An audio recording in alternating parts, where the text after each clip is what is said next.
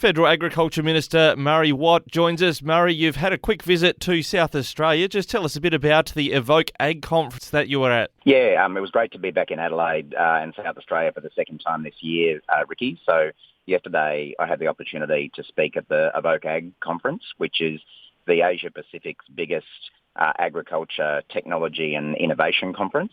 It was attended by over 1,500 people from around the world, and the people I met with while I was there was incredibly exciting. So everyone from farmers to processors to researchers to tech entrepreneurs to investors, and it's just amazing to see the amount of incredible technology and innovation that Aussies are coming up with that can be used on farms to improve efficiency and productivity, but also lots of people from around the world coming to buy and invest in our sorts of products, which is really good to see. And I imagine there was a fairly upbeat mood in South Australia as well after $17.3 billion was the figure announced during the week of how much had come in through the farm gate from the recent harvest of the recent financial year. That's right, Ricky. I was actually with South Australian Minister Claire Scriven yesterday, and she was talking about the incredible results that the South Australian farming sector has come up with over the last 12 months. And I have to say that's actually really reflecting conditions pretty much right across the country. Obviously, there are parts of the country that suffered terrible flooding, and there are individual farmers who've suffered really badly from that. But overall, our farming sector, both in South Australia and the whole country, is doing incredibly well, achieving near record production levels. We got the biggest export figures that we've ever had for agriculture in Australia last year. So all in all, things are going pretty well, but there's always challenges, and we're working hard with the industry to try to tackle those. Well, the nationwide performance probably masks what we know is a challenge on the labour force market. You talked about on the visa front, you were working through a backlog received when you came into government. Just how are we going on getting those visas for those to work in processing and even in the shearing sector? Yeah, and you're right, Ricky. I mean, without doubt, since I took on this role about 9 months ago, labour shortages has been one of the biggest issues that farmers and processors have raised with me. And I guess the sad thing is that this isn't something just in agriculture. Nationwide, pretty much across every industry, we have terrible skill shortages, and there's a whole range of reasons for that.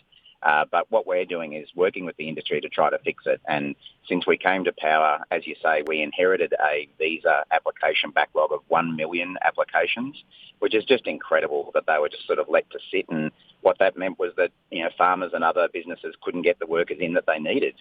So we've managed now to get that down to below 600,000. And we want to get it down lower still. We've done that by investing in more staff, basically, in the immigration department to try to clear that backlog as quickly as we can.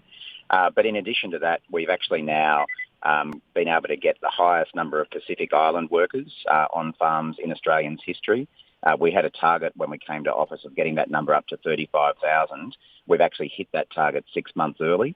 And at the same time, we're also investing in locals. So this year, we've committed to fund over 13,000 fee-free TAFE places in agriculture courses because we want to make sure that locals have got these opportunities to get the kind of higher skills that are increasingly needed on our farms, both in South Australia and right across the country. Now, we've been keen to catch up with you also about your recent trip to Europe to promote, I guess, the opportunities from the agricultural front for a trade deal with the European Union.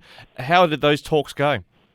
Yeah, I think it was a really productive visit, Ricky. I had a couple of days in London and a couple of days in Berlin, and really the focus of those meetings was about trying to kick along the free trade agreements that we've signed with the UK or that we're hoping to sign with the European Union.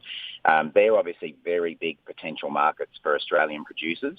The UK deal that has already been signed will see massive opportunities for beef meat, sheep meat, sugar, grains, a whole range of products. And of course, if we can negotiate a good deal with the EU, that's a bigger market still. So it went well. We were able to convince some of the UK politicians that we need to get that agreement into force as quickly as possible. And that's now starting to pass through their parliament to bring it into force. And the EU, I probably met with about 12 European agriculture ministers or EU commissioners just to really put the case that we want a good deal for Australia. We're not just going to sign up to any deal. We want to get the best value possible for Australia. But of course, there's benefits for the other countries, the other side of the deal as well. Well, your fellow Queenslander and opposite number as the Shadow Agriculture Minister, David Littleproud, expressed concern while you were over there that there might be some restrictions on land clearing in Australia off the back of that trade deal. Was there anything raised by the Europeans about that? No, unfortunately, David Littleproud often barks up the wrong tree, and this is just another example of that. So, without doubt, one of the major issues that was raised with me by in both the European Union and the UK was they wanted to know a bit more about what the sustainability levels of Australian agriculture. And I think, unfortunately, sometimes our farmers get a bit of a bad rap about what their practices are. And I guess by being over there, I was able to talk to them about the incredible work that Australian farmers are doing on sustainability, whether it be, reducing methane emissions from livestock or making their practices more water efficient or, better application of fertiliser so that we're not using quite as much of that. So there's so many good things happening on our farms that we need to be talking about with the rest of the world, and that was a good opportunity to do so. And on that sustainability front, we'll talk about the traceability of our sheep in a moment, but another concern that has been bobbing around in the context of this EU trade deal is provenance, is the use of terms like prosecco here in Australia. Where are the Europeans heading on that? Are they going to insist on we have to drop some of the terms we've been using here since people migrated here in some cases? Yeah, that's certainly a big issue for the European Union, Ricky, and it came up in many of the conversations I was having. Basically, the Europeans say that they want to have exclusive ability to use certain terms like prosecco or feta or parmesan to describe their products, and it's a really big issue for them. It comes up a lot, but both I and the Trade Minister, Don Farrell, a good South Australian, have been pushing back hard on that, and we've sort of been making the point that those terms are really important for Australian producers as well.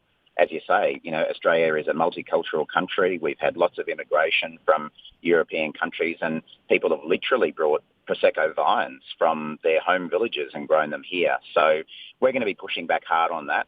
But as I say, it's not the be-all and end-all of the agreement. We want to make sure more than anything that we get a really good deal for whatever producers we're talking about back here in Australia. Now, one thing on provenance is this traceability, electronic traceability could as well help in future identify where particular sheep have been raised, and that can be a branding thing for Australia. But this electronic traceability, I know there's regular meetings going on about it. Just where is Australia up to on that? Yeah, that's a really important reform, Ricky, that we've been working on since coming to government with the states and territories and industry. Basically what that's about is pretty much putting ear tags and other sort of tracking devices in livestock. And the benefit of it is that, for starters, in a biosecurity outbreak, you'd be able to work out where animals have been and what animals they've been in contact with. But also it is really important for provenance. So increasingly consumers are wanting to know where their food has come from, the kind of conditions that it was produced in, and traceability allows producers to be able to show consumers exactly those kinds of things. So where we're up to is it's been a big topic of discussion at the agriculture ministers' meetings that we've held over the last few months, and we've all agreed to work towards an implementation date of the 1st of January 2025. But there's a lot of work to be done before then, and we've got our officials from our departments busily beavering away on that to get that done. So we've now put up as a federal government over $40 million in funding to bring it into effect. And that would be partly for ear tags and the other kind of equipment that's needed on the farm. But also, obviously, you need to build a big database nationally that collects this information so it can be used and shared. And we're putting in for that. A couple of states have come to the party with funding of their own. A couple are still thinking about it. But as I say, we're all working towards that 1st of January 2025 time frame. And if we can get this done by then, that'll be a really great bonus for Australian producers. And I noticed that $40 million you talked about there, the talk about in the industry has been they'd been hoping for a three-way split, not just on the implementation, but even the ongoing running of it. I mean, does $40 million cover about a third from the federal government's perspective? Well, there's different estimates about what it would cost to put in place, Ricky, but we think that's a pretty significant contribution from the federal government. And we'll obviously continue having discussions with the industry and the states and territories about who pays what for the remainder of it. Traditionally, federal governments haven't invested a lot in traceability, so that's actually a pretty big commitment from our government, but we think it's a really important thing for the country to do, and that's why we've been prepared to put our hand in our pocket a bit more than what you've ever seen from federal governments before. Well, Agriculture Minister Murray Watt, I don't know if that timer going off's got anything to do with our conversation, but it sounds like time's up. Good to chat with you today. Good to talk to you, Ricky. Always good to talk.